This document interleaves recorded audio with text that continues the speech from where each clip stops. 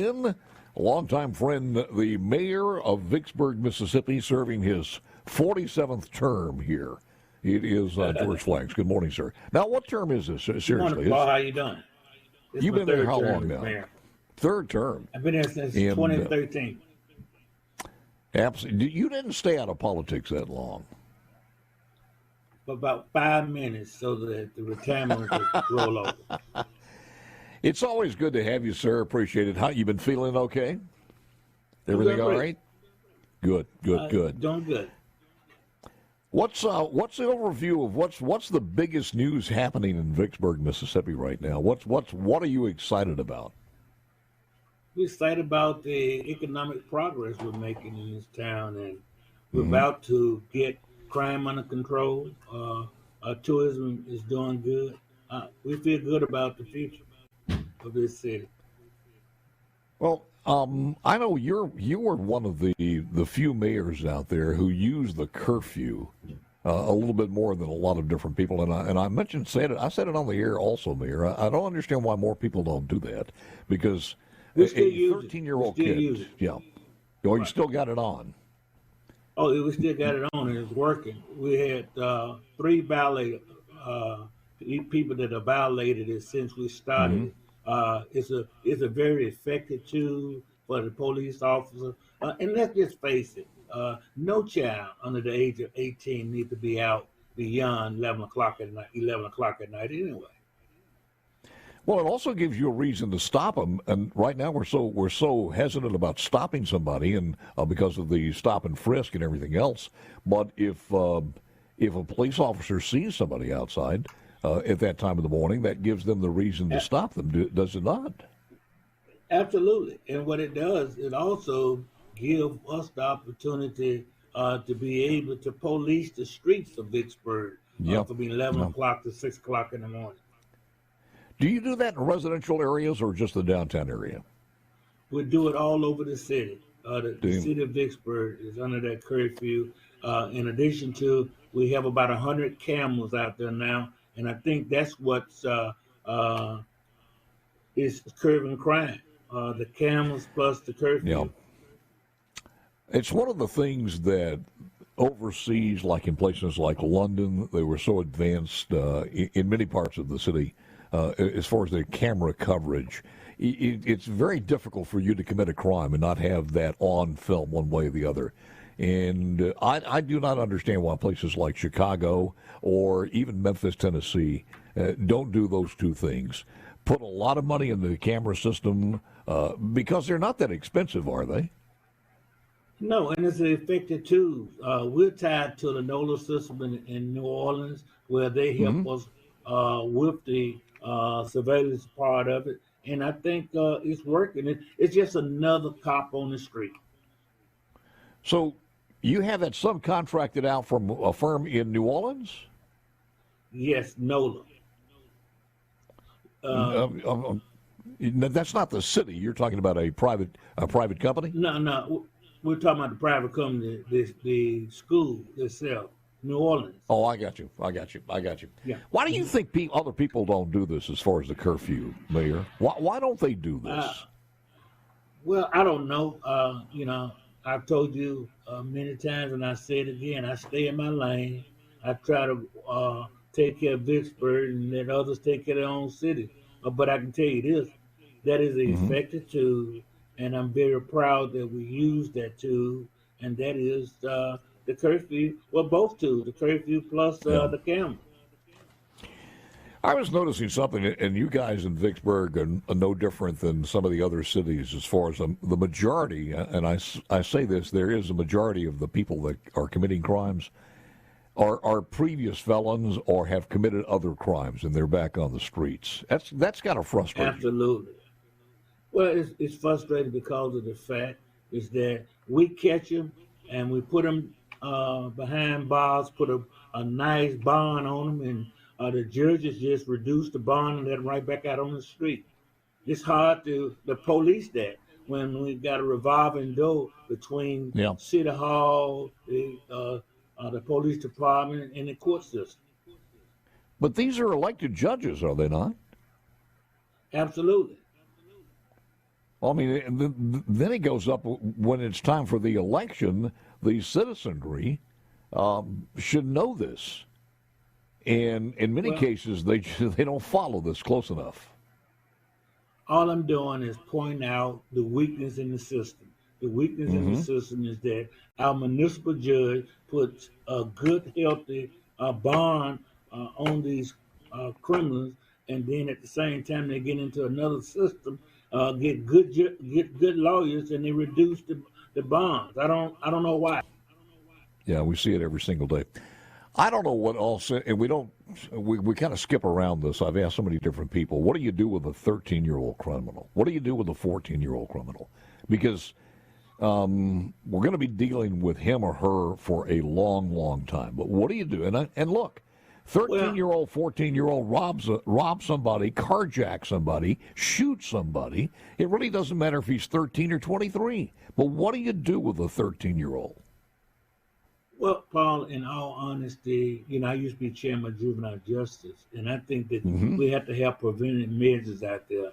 We have to have we have to have ways to keep them in school, keep them occupied, and I think for the most part, I think it helps out. I think we can save our children, the hours, and I think that if we use the right referral system, like we are doing in Vicksburg, we started Mm-hmm. a Vicksburg One Youth Development Center where we're developing these children at an early age. We're putting the whole family in the mix so that we can get it all together. And I'm Yeah. telling you, in the next 5 or 6 years, you're gonna have some very good kids. But Mayor, that's George. That's generational. It's almost like the guy saying we got a leak in the dam. What do we do? Well, the next one we build, we're going to build it a little bit better. You got to take care of the leak now. It's going to bust. Well, we're doing. What you're talking about is generational. Well, How do you it's not take on the them off the generation. streets?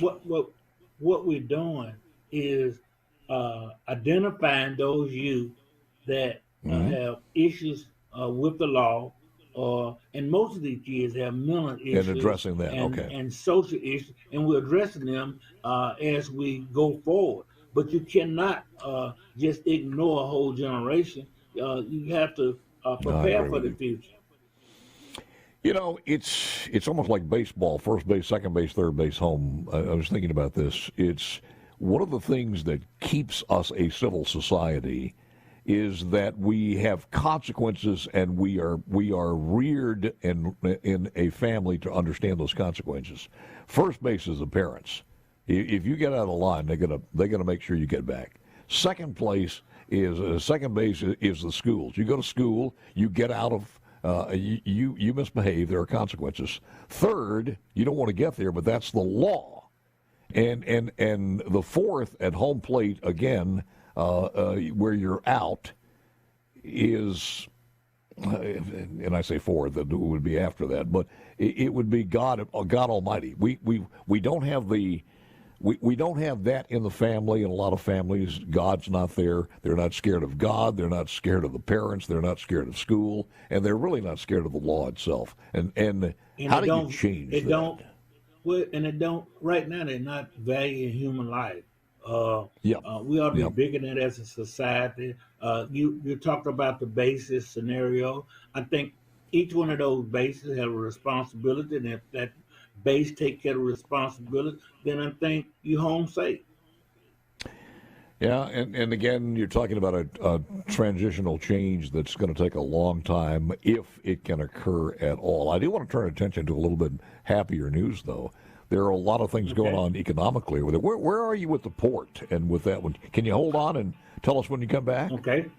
I'll give Okay. you a chance to crow about some of the economic things when we were talking about some of the more positive things going on and the port. Where does that stand now? Because I knew you guys were trying to expand that. Well, we would then reach getting a permit from the Corps of Engineer.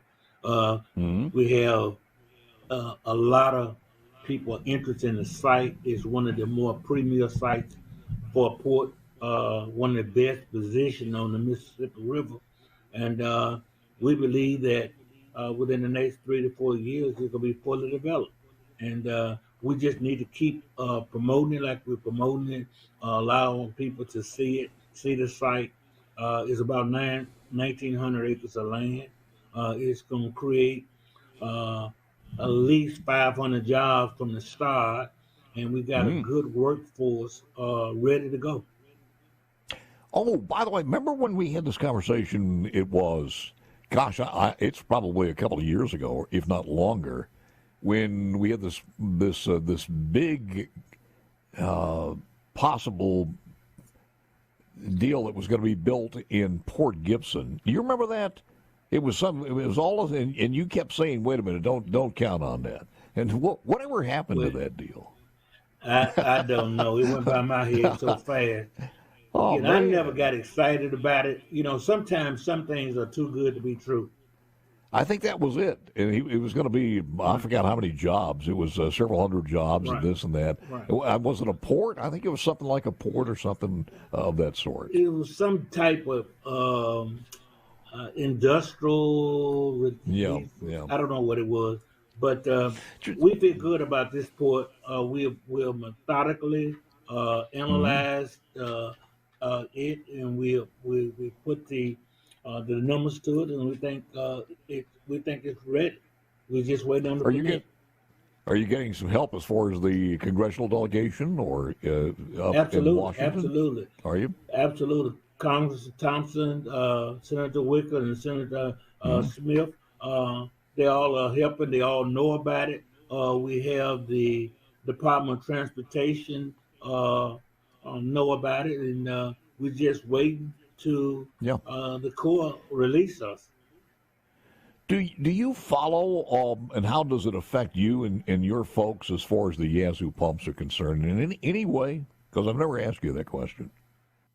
Oh, absolutely, it affects us because at the top of the city of Vicksburg, we have a flood that comes in, and of course, right now it's a drought. So, but we do that, and I think we are there. I think the Corps of Engineers, I think the environmental people in the congressional delegation are there. I think in a matter of time, you're going to see some form of phases of the pump being implemented. How big a deal as far as tourism has it gone down some, or is it still there as far as the park? Is that still drawing a lot of people there? Yes. In fact, I just read an article where it brings in about $36 million a year to this local economy. Is but that right? Now, yeah. But now, the drought, boats, the river boats are beginning to back up, and because you can't get in those tight areas, and the Lee Turner site may not be permissible this year. So it's going to affect us.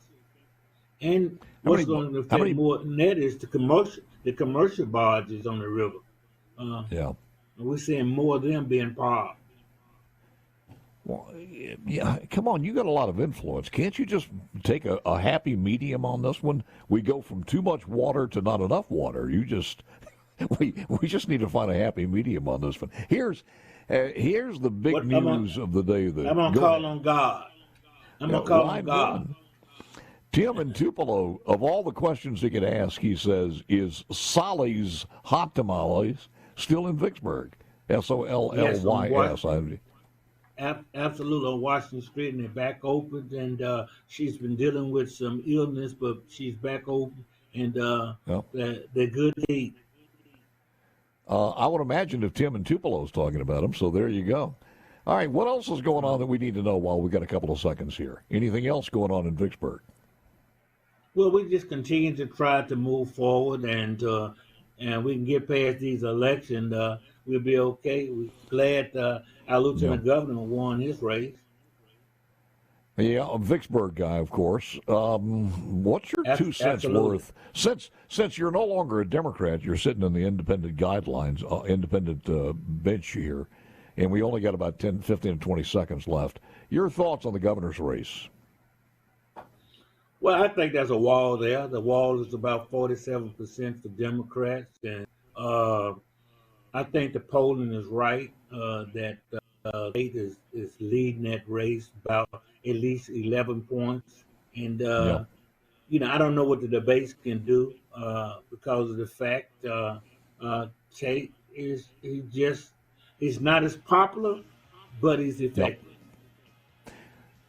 That says it all in one sentence. You're absolutely right. As a historian of politics, I think you nailed it as we leave you here. The one and only George Flaggs, Mayor of Vicksburg. Godspeed, sir. Take care, be careful, and see you next time. Ken Hack.